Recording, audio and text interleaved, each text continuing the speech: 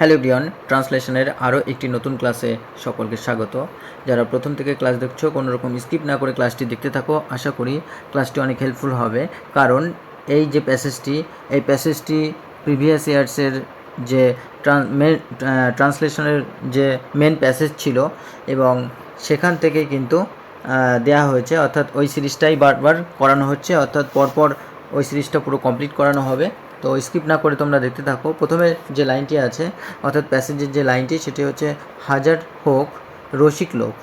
তো হাজার হোক রসিক লোক, অর্থাৎ হাজার হোক তিনি একজন রসিক লোক। এমনটা হলে কিন্তু আমরা সঠিকভাবে বাক্যটির যে সেন্স বা বাক্যটির মুড সেটা কিন্তু আমরা বুঝতে পারছি। তো চলো আমরা সেইভাবে লিখব, হাজার হোক তিনি হন একজন রসিক লোক।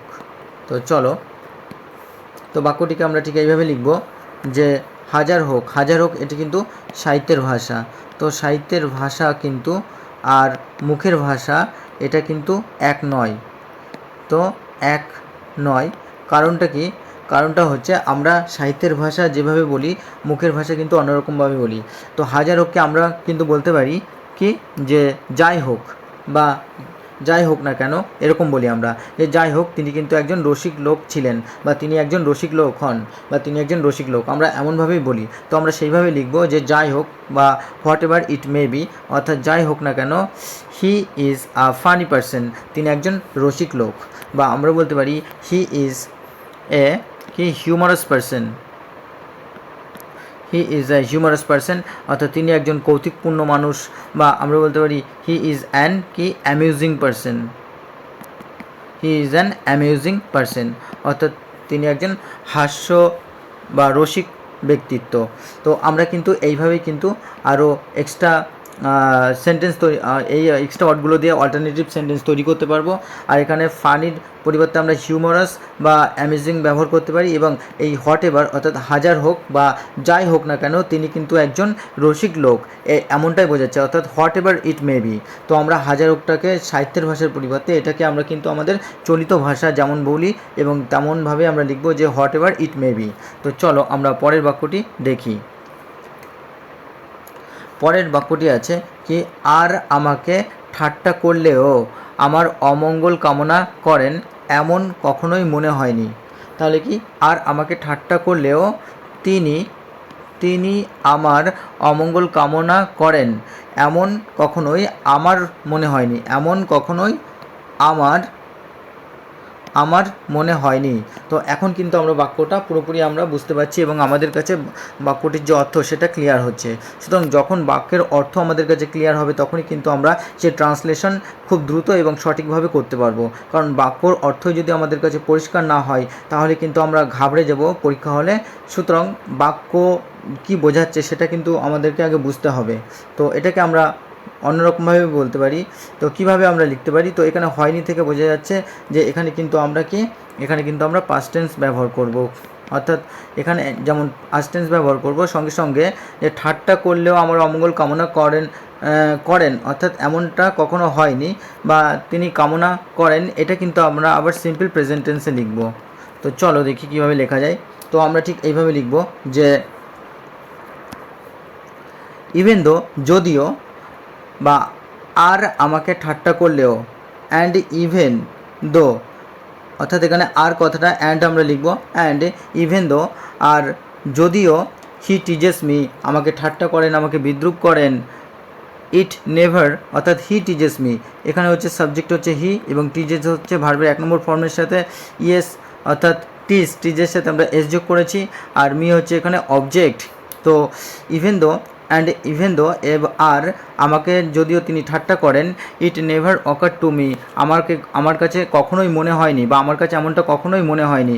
তো এটা কিন্তু আবার ইট নেভার, অর্থাৎ এখানে এই ঘটনাটা যে টিজেস মি বা এই ঘটনাটাকে কিন্তু আমরা ইট দিয়ে এখানে প্রকাশ করছি। তো এখানে হচ্ছে সাবজেক্ট, আর ইট নেভার অকার্ড হচ্ছে V2, যেহেতু এটা আমরা কি বললাম যে হয়নি, এই কারণে আমরা পাস্ট টেন্সে লিখব it never ochre to me, এটা আমার কাছে কখনোই মনে হয়নি কি দ্যাট যে হি উইশেস অর্থাৎ তিনি, এখানে সাবজেক্ট হি উইশেস, তো এখানে আবার ভার্বে 1 নম্বর ফর্ম ব্যবহার করেছি, হি উইশেস মাই ইল, অর্থাৎ তিনি কখনো আমার অমঙ্গল চান বা আমার অমঙ্গল কামনা করেন, এমনটা কিন্তু কখনোই আমার কাছে মনে হয়নি, যদিও তিনি আমাকে বিরক্ত করেন বা তিনি আমাকে ঠাট্টা করেন।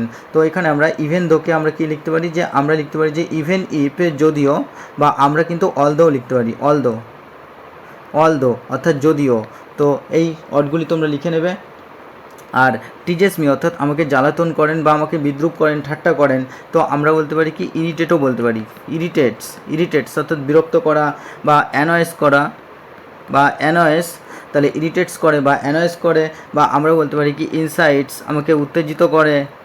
তো আমরা কিন্তু এগুলো এই এক্সট্রা ওয়ার্ডগুলো দিয়ে আরও অল্টারনেট সেন্টেন্স তৈরি করে ফেলতে পারবো, বা যখন যে ওয়ার্ড আমাদের মনে পড়বে সেটা দিয়ে আমরা তৎক্ষণাৎ ট্রান্সলেশন শুরু করব।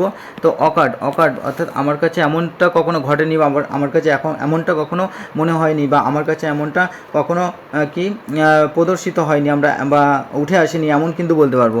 তো এটা কিন্তু আমরা হ্যাপেন্ডও লিখতে পারি, অর্থাৎ এমনটা কখনো ঘটেনি বা এমনটা কখনো মনে হয়নি, বা অ্যাপিয়ার্ডও লিখতে পারি, অ্যাপিয়ার্ড। সুতরাং এই সমস্ত ওয়ার্ডগুলি কিন্তু আমাদের কাজে লাগবে।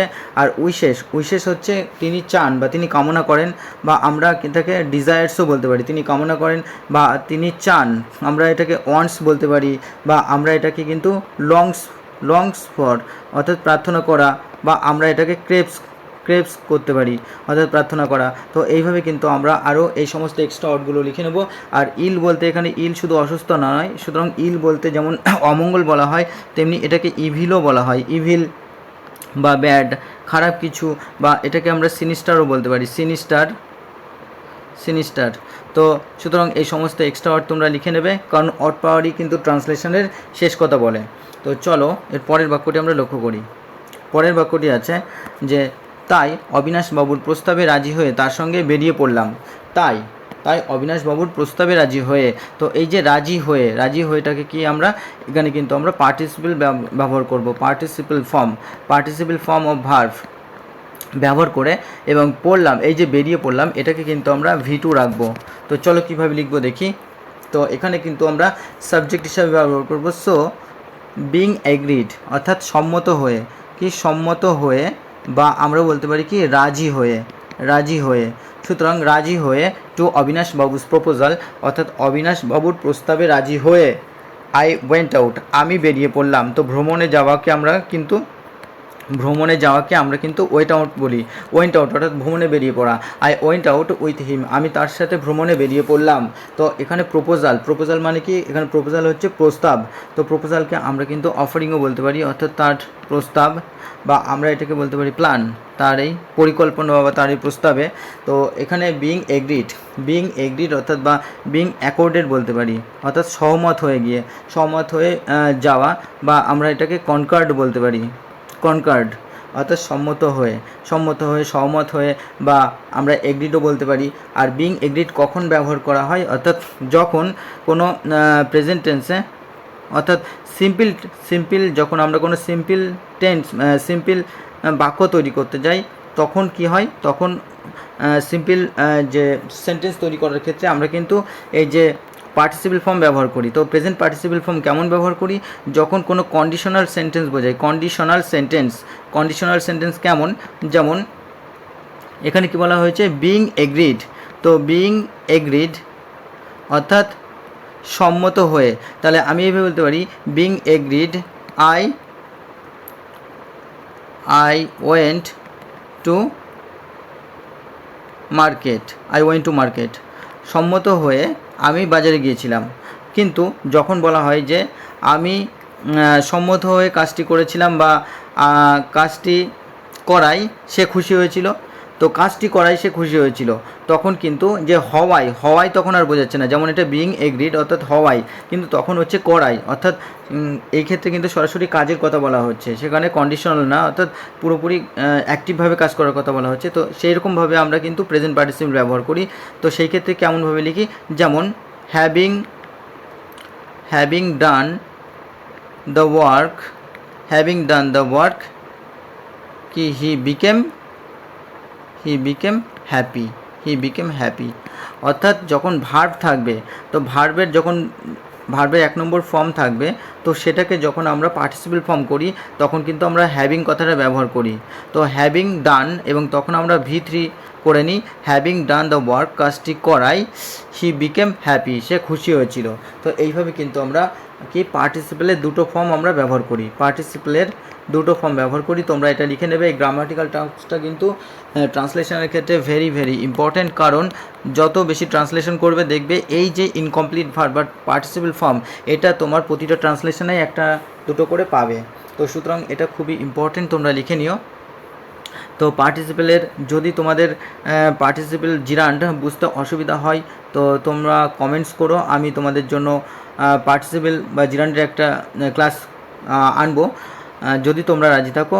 যদিও ইতিমধ্যে আমি আমার চ্যানেলে পার্টিসিপেল ও জিরান্ডের একটা ক্লাস করিয়ে দিয়েছি, সেখানে তোমরা বুঝতে পারবে কোনটা পার্টিসিপেল এবং কোনটা জিরান্ড, খুব সুন্দরভাবে সেটা আমি করিয়ে দিয়েছি। তো চলো দেখি পরের বাক্যটি শুরু করি। গিরিডিতে বেড়াবার কথা বলে উস্তির ধারটাই মনে হয়, কিন্তু অবিনাশবাবু দেখেই চলেছেন, এটা দেখেই চলেছেন হবে, দেখেই চলেছেন উল্টো দিকে, অর্থাৎ তার বাড়ির দিকে। এটা কিন্তু কি প্রিভিয়াস ইয়ার্সে এইটা কিন্তু এসেছিল, প্রিভিয়াস ইয়ার্সে কিন্তু এই লাইনটা কি ছিল, প্রিভিয়াস ইয়ার্সে অর্থাৎ 2020-তে যে ক্লার্কশিপের যে মেন পরীক্ষা হয়েছিল সেই মেন পরীক্ষাতে কিন্তু এই লাইনটা কমন ছিল। তো চলো দেখি এই বাক্যটি আমরা লিখি। তো এই বাক্যটি আমাদের কাছে অনেকটা ইজি, কারণ আমরা বারবার এটা প্র্যাকটিস করেছি। তো when I speak of travelling, যখন আমি ঘোরার কথা বলি, টু গিরিডিতে আই রিমেম্বার, আমার মনে পড়ে যায় দ্য ব্যাঙ্ক অফ উসরি, অর্থাৎ উসরির যে কিনারা বা পার বা যে ধার সেটার কথাই মনে পড়ে যায়। বাট অবিনাশবাবু is watching the opposite direction continuously, কিন্তু অবিনাশবাবু কী করছেন, তিনি ক্রমাগত বা বারবার উল্টো দিকে দেখে চলেছেন, which is towards his house, যেটা কিনা তার বাড়ির দিকে, অর্থাৎ তার বাড়ির দিকে সেই উল্টো দিকে তিনি কিন্তু বারবার দেখেই চলেছেন। তো এই যে ট্রাভেলিং বা আমরা এই ট্রাভেলিংটাকে আমরা বলতে পারি কিন্তু রামব্লিং। তো when I speak of rambling বা when I speak of travelling বা when I speak of wandering, অর্থাৎ যখন ঘুরতে যাওয়ার কথা বলি বা ঘোরার কথা বলি, কি আই রিমেম্বার বা আমি বলতে পারি আই রিকল, আমি মনে করতে বা আমি স্মরণ করি, বা আই রিকালেক্ট বলতে পারি, রিকালেক্ট আমার স্মরণ হয়। তো দ্য ব্যাঙ্ক অফ দ্য উসরি, তো ব্যাঙ্ক বলতে এখানে ব্যাঙ্ক নয়, এটা আমরা কিন্তু ব্যাঙ্ক বলতে তীরকে বোঝাই, যেমন শোর বলতে পারি আমরা, বা আমরা এটাকে কি আমরা এটাকে বিচ বলতে পারি, বা আমরা এটাকে কোস্ট বলতে পারি অর্থাৎ তীর, বা এটাকে আমরা হেম বলতে পারি পার, বা এটাকে আমরা ব্রিঙ্ক অর্থাৎ কিনারা বলতে পারি ব্রিঙ্ক। তো আমরা কিন্তু এই সমস্ত কিছু কিন্তু আমরা লিখতে পারবো। তো সমস্ত ওয়ার্ডগুলি তোমরা লিখে নিও। আর এখানে আমরা অপোজিট ডিরেকশন অর্থাৎ যে উল্টো দিক সেটাকে আমরা বলতে পারি কি ইনভার্স ডিরেকশন, বা আমরা এটাকে বলতে পারি কি কনভার্স ডিরেকশন উল্টো দিক, বা আমরা এটাকে কন্ট্রারি অর্থাৎ বিপরীত দিক বলতে পারি। তো কন্টিনিউয়ালি ক্রমাগত বা বারবার দেখে চলেছেন যেটা আমরা বলি, বা আমরা সেটাকে কিন্তু কনস্ট্যান্টলি বলতে পারি, কনস্ট্যান্টলি অর্থাৎ ক্রমাগত, বা আমরা বলতে পারি অলওয়েজ অর্থাৎ সর্বদাই তিনি পেছনের দিকে দেখে চলছিলেন এমনটা। আর চলো দেখি পরের বাক্যটি আমরা লক্ষ্য করি। তো পরের বাক্যটি আছে ব্যাপার কি, কি মতলব ভদ্রলোকের। তো ব্যাপার কি বা কি হয় ভদ্রলোকের মতলব, তো এটা কিন্তু আমরা সিম্পল প্রেজেন্ট টেন্সে লিখব। তো চলো দেখি কিভাবে লেখা যায়। তো আমরা সেন্টেন্সটাকে এইভাবে লিখবো যে হোয়াট ইজ দ্য ম্যাটার দিয়ে কোশ্চেন মার্ক কেন দিলাম, কারণ এটা কিন্তু ইন্ট্রোগেটিভ সেন্টেন্স, আর ইন্ট্রোগেটিভ সেন্টেন্সের ক্ষেত্রে আমরা কোশ্চেন মার্ক দিই, এবং যেহেতু জিজ্ঞেস করা হচ্ছে তো সেই ক্ষেত্রে আমরা হোয়াট ইজ দ্য ম্যাটার লিখেছি, অর্থাৎ ব্যাপারটা কি। ম্যাটার বলতে কি, হোয়াট ইজ দ্য রিজন, আমরা রিজন বলতে পারি যে কারণটা কি, বা হোয়াট ইজ দ্য কজ, ঠিক আছে আমরা কজ রিজন এইভাবে কিন্তু লিখতে পারি। আর what is the motive of the gentleman, অর্থাৎ সে ভদ্রলোকের কি উদ্দেশ্যটা কী বা তার হচ্ছে মতলবটা কী, এইভাবে কিন্তু আমরা বলি। তো মোটিভটাকে আমরা বলতে পারি যে what is the purpose of the gentleman, বা what is the motive of the gentleman, বা what is the intention of the gentleman, বা what is the plan of the gentleman. সুতরাং এইভাবে কিন্তু আমরা আরও ডিফারেন্ট টাইপের সেন্টেন্স বানাতে পারবো, অর্থাৎ অল্টারনেটিভ অনেক সেন্টেন্স তৈরি করে নিতে পারবো। তো আশা করি ক্লাসটি তোমাদের ভালো লেগেছে। যারা চ্যানেলটিতে প্রথম তারা অবশ্যই সাবস্ক্রাইব করে পাশে থাকা বেল আইকনটি প্রেস করে রেখো, এবং যারা প্রতিনিয়ত ক্লাস দেখো তাদের অসংখ্য ধন্যবাদ। তোমরা এইভাবে চ্যানেলটির পাশে থাকো। আশা করি এই সিরিজ থেকে তোমরা খুবই উপকৃত হবে, কারণ সিরিজটা যথেষ্ট টাফ আছে এবং বারবার তোমরা ক্লাসটি পজ করে দেখতে থাকবে, যেখানে অসুবিধা হবে।